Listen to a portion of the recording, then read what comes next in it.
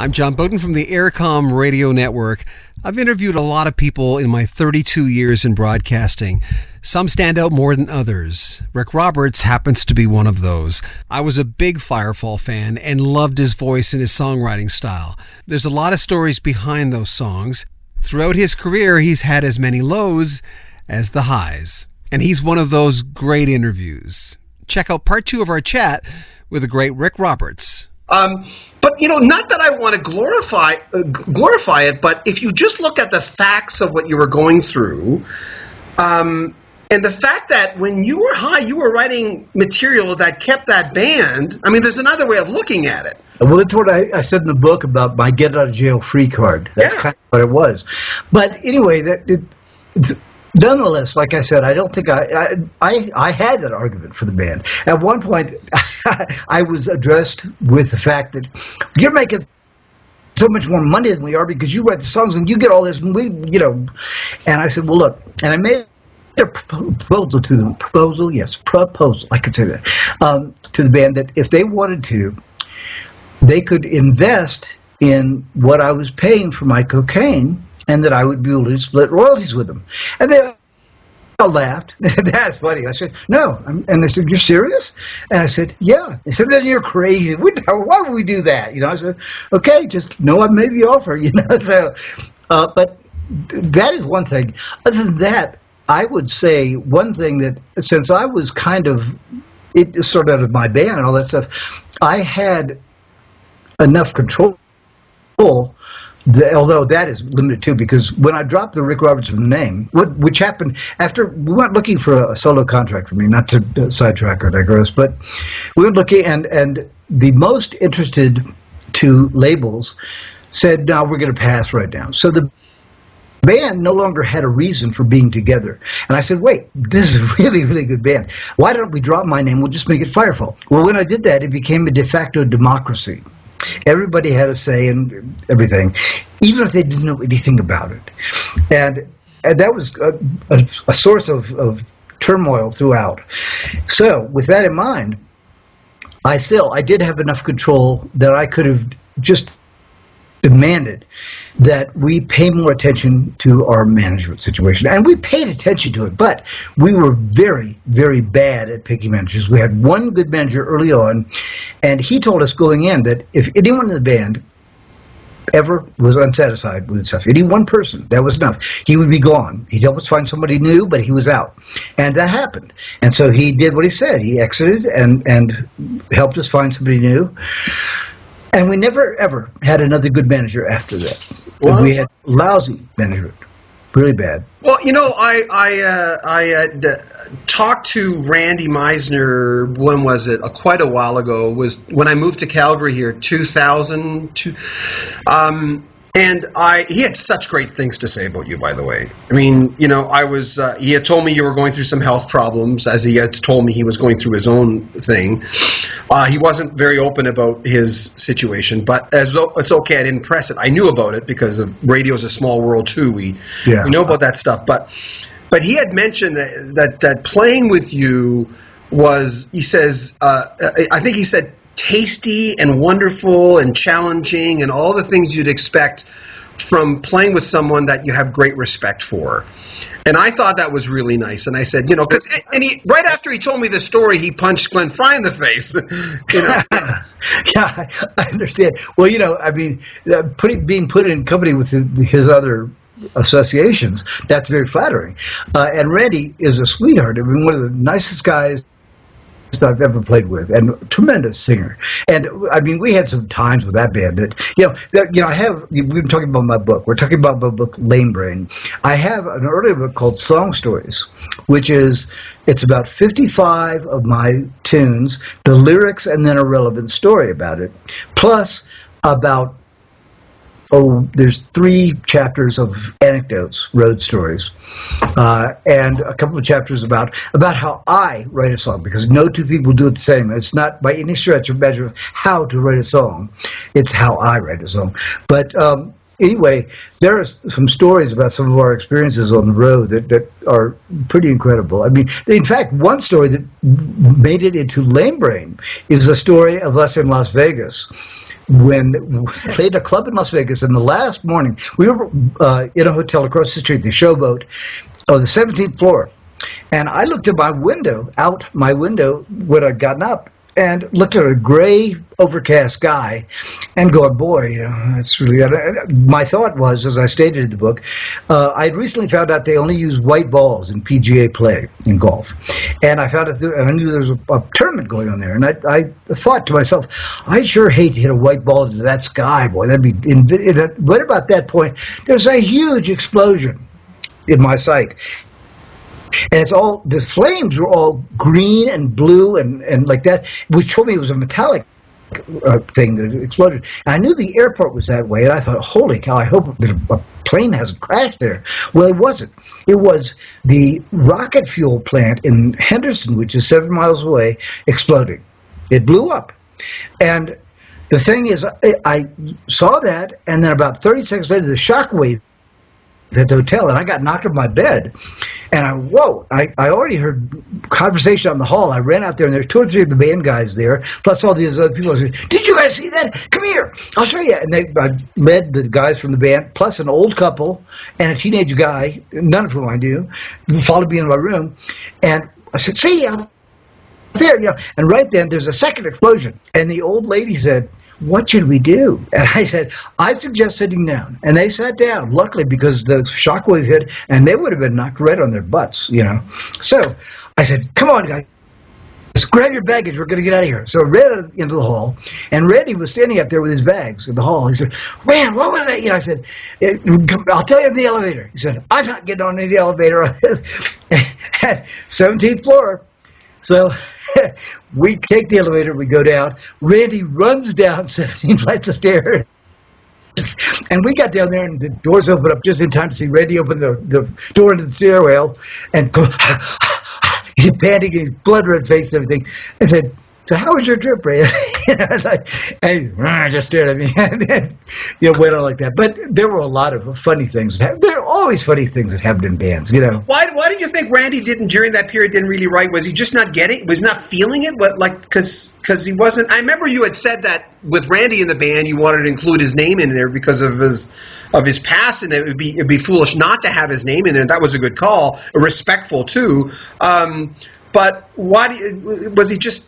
Because I know songwriters go dry a little bit sometimes. Yeah, he was kind of in a dry spell. He did.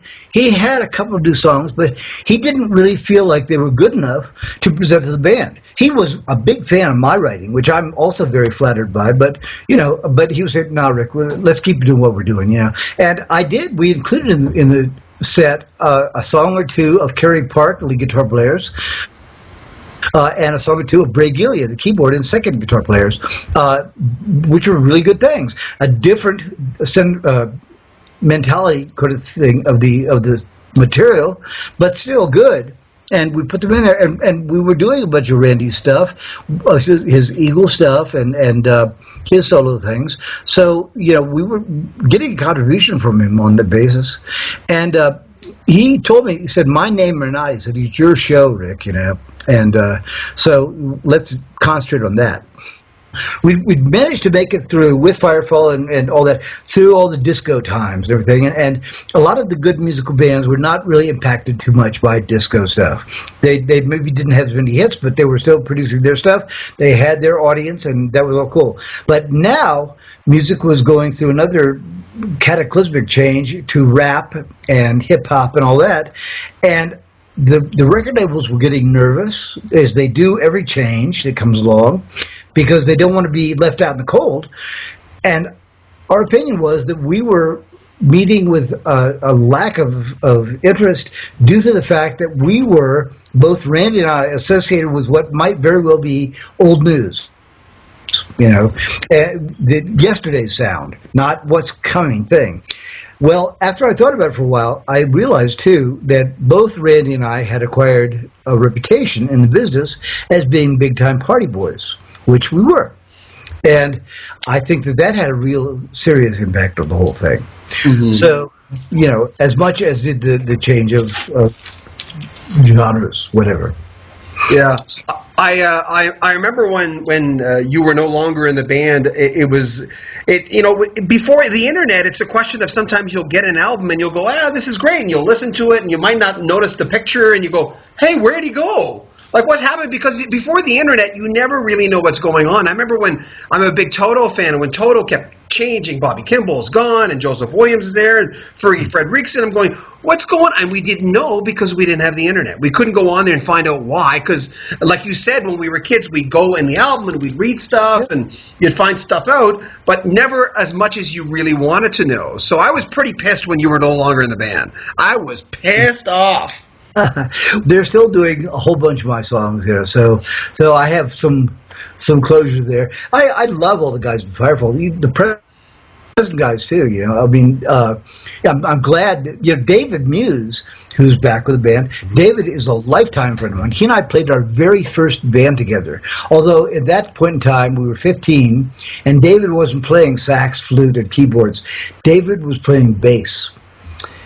Not really well either, but, so he's a lifetime friend of mine. I've known him since I was a kid growing up. And, we used to practice in my parents' flower shop and killed a lot of flowers, because bad sounds. But anyway, and Mark Andrews is back with the band. Mark's always been a gentleman, a first-class act. And Jock, of course, has carried through the whole thing. But Sandy Fika's been with him now for nearly 30 years on drums. And Sandy's a wonderful man. One of my favorite people around. And Gary Jones, the new singer, is someone I've just recently met, but he seems to be a nice man too. And I like all of them, and I think they're a tremendous band. I get frequent contacts from people saying, "Man, it'll never be Firefall without you." But just like Tom Johnson, it's like it's a different band. But I do, for their sake, I wish they'd had some new material. Because they're at this point they're an oldies band, and they're such good players that if they put some fresh material in there, I think they would still have a viable new type of. The thing is, the style of music is such that it I won't say timeless. That's a little too. It's timeless music, but it does stand the test of various changes in the musical scene better than a lot of styles do. And the band certainly has the ability to play it.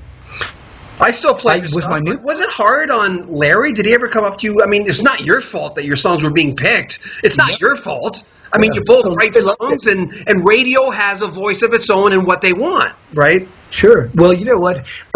No, Larry had no problem with that. In fact, two things. Number one, I get communications from people who say, no offense, Rick, but I always liked Larry's song better than yours. Larry had a harder edge. It's like not comparing ourselves. I wrote the pop songs, and Larry's had a harder edge.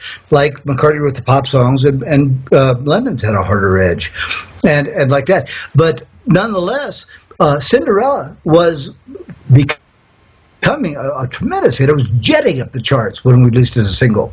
Then suddenly, and you listen to radio, the general trajectory is that a song will go off the charts, it'll level off, and then it'll kind of fade slowly off the charts. But Larry, with Cinderella, the song was jetting up the charts, froze at number 33, I think it was, and the next week it was gone. It was off the charts. And we went to Atlantic at a point. We were in New York playing, and we went there and said, what happened with Cinderella? And Ahmet Ertegun said, I'll show you. And he picked up the phone, he called, and somebody came in, I don't know who it was, from mail or whatever, but they brought a big bag of mail and dumped it on the floor, and it was all letters from people saying they would never buy another Atlantic album if they were going to put that kind of sexist garbage on there, and it was crap, and it was misogynistic and terrible and so disrespectful, which is not really true, because the song, if you listen to the whole thing, the last verse is the guy saying, boy, I really screwed the pooch on this. I really was wrong.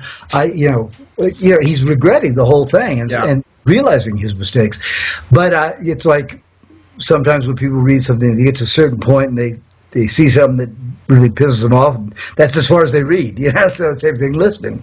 I'm not listening anymore to that right now. That's exactly it. They'll find something. They won't continue the road because the second they get pissed off, they're off the road. Yeah, but I've checked this out over the years. We had 11 chart songs. Now the last one, "Staying With It," was from outside the band, and that's a story in itself. I'll tell that story back in a second. But anyway, the other 10, 8 of them were mine, and "Cinderella" and "Love Isn't All" made the AC charts with Larry's song.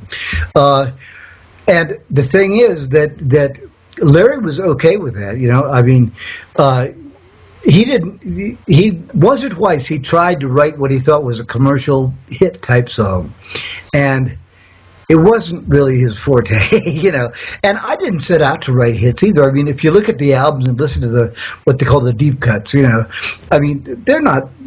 I never set out to write. "You Are the Woman" is not my favorite song, like we talked about early on in this conversation. But I mean, is it because you played it too many times? Now, for instance, why do you think that is? Well, because I generally I can't say that every song I write is like a soul changing experience. Some of them come from a deeper place than others. "Headed for a Fall" is a song that I wrote about my mom and her alcohol problem. Excuse me. And I wrote that in a hotel in Wisconsin. I remember it was a very dark and stormy night. It was a dark and stormy night. I'm going to use that for a book sometime. No, it's been done. Anyway, but, and many of my songs are deeply done. Some, I come up with something, I say, okay, that's good, and I expand upon it. And in fact, I mean, as far as my song is concerned, sometimes I write the words first, sometimes the music comes, and then I come up with a lyric that suits that music. Sometimes it comes together, like Just Remember did. But the thing is that with "You're the Woman," when I wrote that, I started off with the chorus. I had the lyric and the music for you. "You're the woman I've always dreamed of. I knew it from the start. I saw your face. That's the last I've seen of my heart." And I had that. And I said to myself, this is highly commercial. It's very viable as a vehicle. Why don't I try to write something? So basically, that's more probably than not, the most contrived song I ever wrote. And it was a bubblegum teeny bopper little thing, and it was not representative of the band. We were a rockin' band. We went up there, did things like "No Way Out," and "Mexico," and "Living It, Living," and songs like that, which some of them have a lot of vocals on them and things, but they're not little, popsy things, Now, I look at Mexico as I have this theory of there's songs that no matter if they're hits or not, there are certain songs, obviously for bands, that are more fun to play than others. I always looked at Mexico as probably, and correct me if I'm, as something that would be fun to play live. Oh, big fun. Absolutely fun. I mean, I love to rock and roll, It's not my fault I wrote the ballads. I think a big mistake Firefall made was after Just Remember I Love You, there was another song on the same album called "Someday Soon." And a lot of DJs actually requested that Atlantic release that as a single. And the band was consulted about it. I know the label could have overridden us if they wanted to, but at that point they were really looking to give us happy too. But Sunday was actually, it was a great song, but it was a very slow song. It was slow. A big ballad. It got real big by the end. Yeah. The thing is, the band, when consulted, said, "No, we don't want to do another ballad because people are going to think we're bread or some baby, I want you, all ballads, all soft, easy listening music," and that wasn't what the band was. And so the band said, no, we want to put out, they named another song on the album, which was a rocker. And the label said, that is not a single. Forget it, So no third single was released from the album. And that, I think, was a big mistake because that song, due to DJs liking it, asking for it, I think might have gotten a lot of airplay and probably would have been a hit. But, I never finished the management thing. The thing about that, which I would tell to a younger Firefall, not just to me, is that with the bad management, there's the old saying about making the most of the situation. Firefall, by means of being kind of on their own and making their own decisions, or having an inept manager saying, yeah, that's cool, we made the least of the situation. Firefall could have been a lot bigger act. In fact, the story goes, now, as it turns out, Irving Azoff allegedly co-managed the band at a point in time. We had no management about 3 albums in. And Michael Kleffner, a man who worked at Atlantic, came to us and said he was leaving Atlantic to go to work for Irving Azoff. And he would like to take a name band in with him. So I knew Irving because I was very tight with the Eagles back in the early 70s. I used to play poker with Glenn and Don twice a week for about 2 years. And so I knew Irving. And so I said, well, let's talk to Irving. So I called Irving, and he said, I'm going to be in it every step of the way. All decisions, Michael will do the footwork, but I'll be making the main decisions. So I said, that sounds good. So after that conversation was on the open line on the phone, and on the speaker, basically. And after that, Irving never spoke to any of us again. I could never get him on the phone, no communication whatsoever. Oh. And after about 3 or 4 months, we terminated the relationship. Now, the story I've heard, now I don't know, this is all hearsay, and I can't vouch for its validity, but the story I heard was that when we first formed the bond, that probably Don and Glenn, because they ran everything with the Eagles, went in to see Irving and said, so we hear you're picking up Firefall. And Irving said, yeah. And they said, well, you get them, and we're going to find somebody else because it's too similar stuff. And at that time, they were still doing sort of similar things, the two bands. Now, I don't know if that's true, but it sounds plausible enough that, it could be. But nonetheless, other than that, we had vast gaps where we either had we had a business manager who had it in his head he wanted to be our manager, although he never revealed that to us. He wouldn't tell us. But we'd say, Mick, are you trying to be? No, I'm just a business manager, that's all. But he kept filling the gaps and making decisions, and that's a whole other story. The guy ended up getting in legal trouble and everything else for embezzling from Tom Hanks, and was taken to court, and they found out he'd done the same thing to Mariel Hemingway. Is this what happened with you in the IRS? Is this the same? Yes, that's exactly what happened.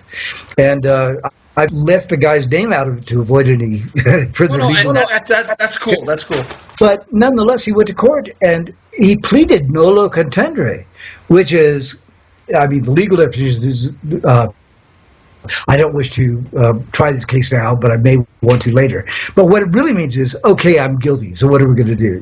It's really he just doesn't look quite as bad as saying I plead guilty.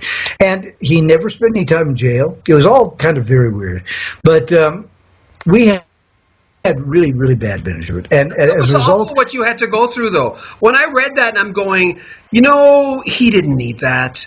You didn't need that at that time in your life. And I love the story when the IRS guy came up to you and he says, by the way, you paid this much money, and he hadn't told you earlier, but basically you're cool now. Just pay your taxes from now on. And that and he did a break.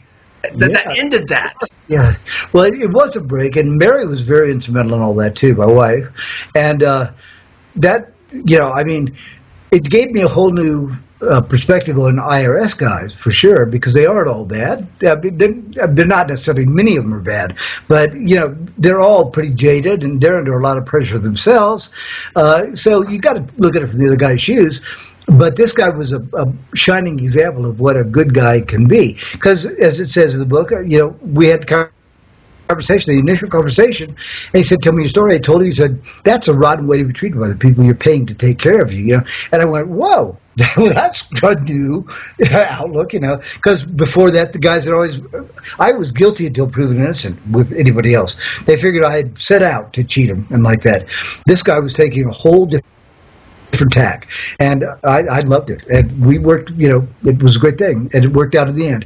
But as far as the experiences, my whole book, in fact, is about the fact, I think of the book as a comeback story. Mm-hmm. I got in a lot of trouble, a lot of my own doing, and my injury was my own doing, but not my fault.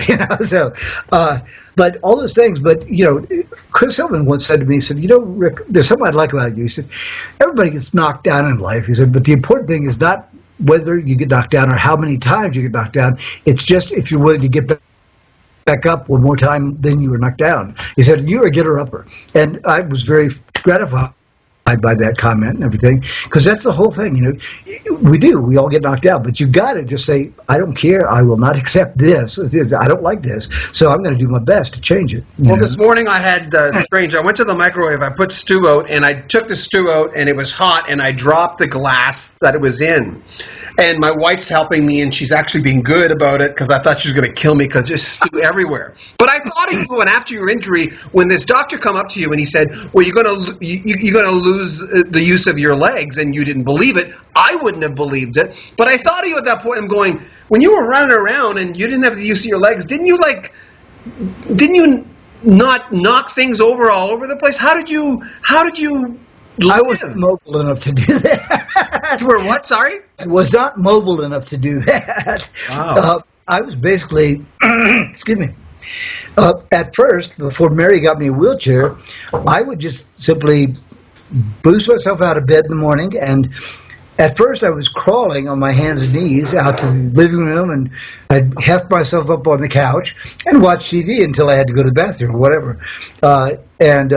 That was one trip I made. The other was to the kitchen to get meals, because Mary was working. She wanted to come home and watch me, but I said, no, we need you working like this. Anyway, once I got the wheelchair, I did the same routine, only I was in a chair. But I didn't do. Mary just urged me to tell you that we needed the insurance that we got from her working. I remember reading that. Yeah. Yeah. So nonetheless, I was really, it was a very linear thing. The bedroom to couch to bathroom or to kitchen and back to couch. And I watched TV and I read and did whatever I could do, but I was really not mobile enough to be not When I read the part about Mary at that AA meeting, I remember you did what I've been taught to do all my life, is if you see a beautiful woman, you tell her that. You bet. Yeah. That's right. Mary has given me permission that I can even do that now when I see a beautiful woman. My wife too.